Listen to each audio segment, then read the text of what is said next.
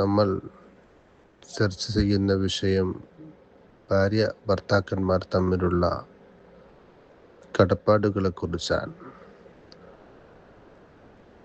ഭാര്യ ഭർത്താക്കന്മാർ തമ്മിൽ വലിയ കടപ്പാടുകൾ പരസ്പരം അവർ നിർവഹിക്കേണ്ടതുണ്ട്.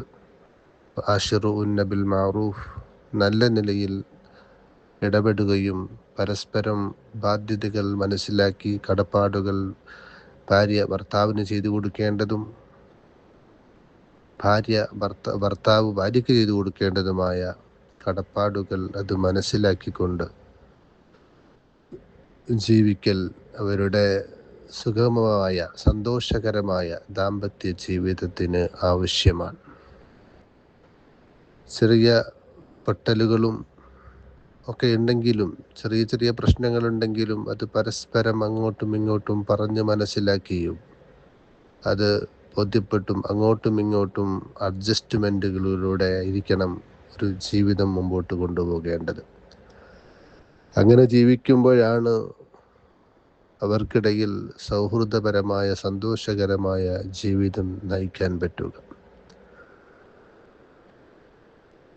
ഒരു ഭാര്യ അതുപോലെ ഒരു ഭർത്താവ്, അവർ പരസ്പരം അങ്ങോട്ടും ഇങ്ങോട്ടും കടപ്പാടുകളുണ്ട്.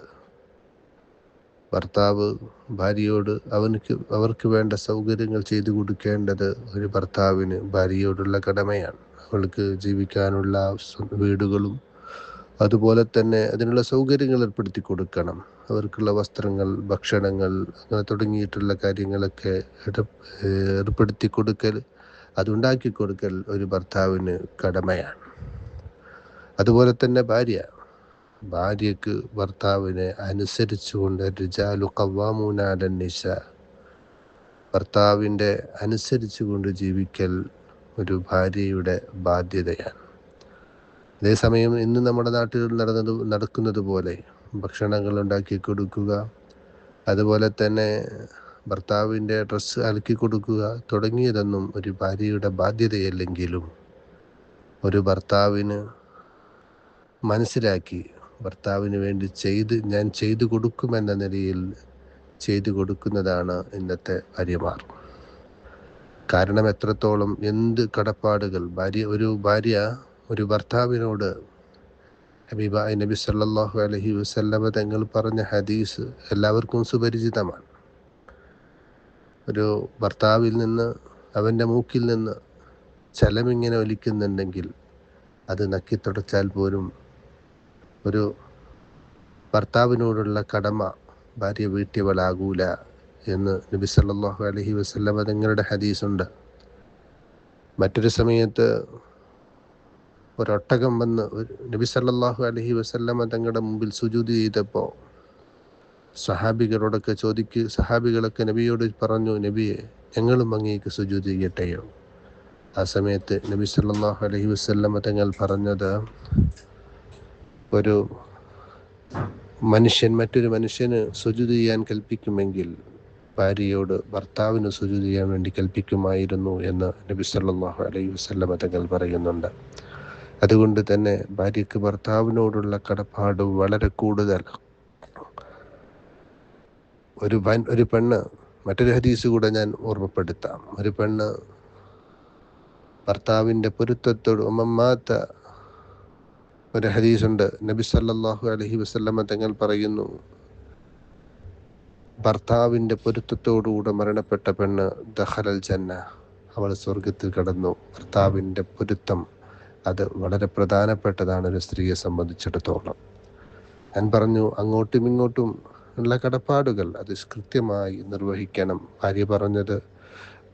ഭർത്താവിനെ ശരിക്കും അനുസരിച്ചു കൊണ്ടാണ് ഒരു ഭാര്യ ജീവിക്കേണ്ടത്.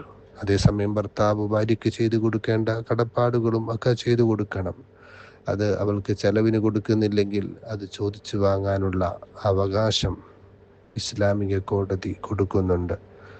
അത് അവനിൽ നിന്ന് അവൻ തരാതിരുന്നാൽ, ഭാര്യയ്ക്ക് ചെലവിന് ഭർത്താവ് തരാതിരുന്നാൽ അത് ഭർത്താവിനോട് ചോദിച്ചും ഭർത്താവിന് കിട്ടിയില്ലെങ്കിൽ കോടതി വഴി വരെ നേടാനുള്ള അവകാശം ഇസ്ലാം നൽകുന്നുണ്ട്. അതേസമയം ഒരു പെണ്ണ് ചൊടിച്ച് നിൽക്കുകയാണെങ്കിൽ, ഭർത്താവ് പറഞ്ഞതനുസരിക്കാതെ ഭർത്താവ് കിതാബുകളിലൊക്കെ പറയുന്നത് കാണാം, ഭർത്താവിൻ്റെ സമ്മതമില്ലാതെ ഒരു പെണ്ണ് ഒരു സ്ഥലത്ത് നിന്ന് മറ്റൊരു സ്ഥലത്തേക്ക് ഇറങ്ങിപ്പോയി, ഭർത്താവ് പോകണ്ട എന്ന് പറഞ്ഞ സ്ഥലങ്ങളിലേക്ക് പോയി, ആ നിലയ്ക്ക് പിണങ്ങി നിൽക്കുന്നൊരു പെണ്ണാണെങ്കിൽ അവൾക്ക് ചെലവ് കൊടുക്കേണ്ടതില്ല എന്ന് കിതാബുകളിലൊക്കെ മഹാന്മാർ ഉദ്ധരിക്കുന്നുണ്ട്. അതൊക്കെ ധാരാളം നാശിതത്തായ പെണ്ണ് എന്നാണ് കിതാബിൽ പറയുക.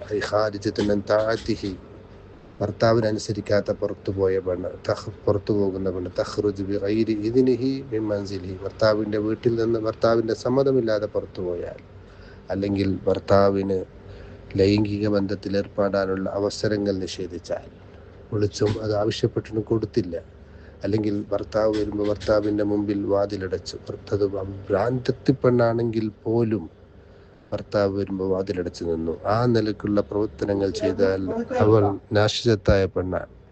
ആ നാശിതത്തായ പെണ്ണിന് ചെലവ് കൊടുക്കൽ ഒരു ഭർത്താവിൻ്റെ കടപ്പാടല്ല, അത് കൊടുക്കേണ്ടതുമില്ല എന്നതാണ് നിയമം. ഇൻഷാ അള്ളാഹ് അങ്ങനെ മറ്റു കുറേ കാര്യങ്ങൾ ഇതുമായി ബന്ധപ്പെട്ട് പറയാനുണ്ട്. ഇൻഷാ അള്ളാഹ് നമുക്ക് അടുത്ത ക്ലാസ്സിൽ, ഇപ്പോൾ 5 മിനിറ്റ് കഴിഞ്ഞു, ഇൻഷാ അള്ളാഹ് അടുത്ത ക്ലാസ്സിൽ മറ്റു വിഷയങ്ങൾ ഓർമ്മപ്പെടുത്താമെന്നറിയിച്ച് അള്ളാഹു സുബ്ഹാനഹു വ തആല ഈ പറഞ്ഞതും